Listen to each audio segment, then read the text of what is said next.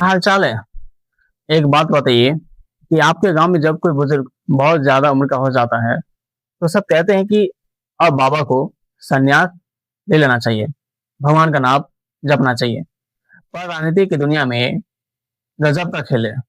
यहाँ नेताजी की उम्र 70-80, यहाँ तक कि 90 पार हो जाती है, और कुर्सी से ऐसा मौकी जैसे फेविकॉल का जोर हो। आज पूरी दुनिया जेरेंटोक्रेसी यानी बुजुर्गों के राज के चंगुल में फंसी है। ताज्जुब की बात देखिए कि दुनिया के बड़े नेताओं को औसत उम्र 62 साल की है, जबकि जनता उनसे 40 साल छोटी है। और भैया कैमरून के राष्ट्रपति पॉल बिया 92 साल के हैं और 40 साल से गद्दी पकड़े बैठे हैं। फिलिस्तीन के महमूद अब्बास 89 के हैं और जो बाइडेन तो 82 में भी हटने को तैयार नहीं थे। हमारे यहाँ भी यही हाल है। भारत की लोकसभा 1952 के बाद अब सबसे बूढ़ी हो गई है। देश की आधी आबादी 30 साल से कम की है, और संसद में 30 से कम वाले सिर्फ 1% सांसद है। गजब का मेल है, यानी दादाजी चला रहे हैं पोतों का देश।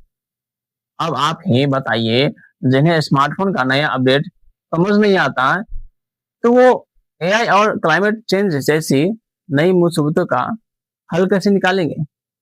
वैज्ञानिक रूप से देखें तो भैया 65 से 70 के बाद इंसानी दिमाग का वॉल्यूम घटने लगता है। सोचने समझने और फैसले लेने की ताकत कम होने लगती है। जब पायलट, जज और फौजी रिटायर हो सकते हैं तो ये नेताजी कौन सी घुट्टी पी कर आते हैं कि उनके लिए कोई उम्र ही तय नहीं है। प्लेटो बाबू ने भले ही कहा था कि बड़े बड़े बुजुर्गों को शासन करना चाहिए, पर भैया आज की दुनिया में युद्ध को बस जिंदाबाद मुर्दाबाद करने और झंडा ढोने तक सीमित कर दिया गया है। जब टिकट देने और फंडिंग की बारी आती है तो ये बुजुर्ग नेता कुर्सी छोड़ने का लालच नहीं छोड़ पाते हैं। तो भैया तजुर्बा अच्छी बात है, पर युवाओं को गाइड करने के लिए मार्गदर्शक बनिए, रास्ता रोक कर मत बचिए। अगर सिस्टम नहीं बदला तो ये देश नहीं बदलेगा। युवाओं को भी जागना होगा, सिर्फ रैलियों में भीड़ नहीं, सदन में अपनी सीट मांगनी होगी।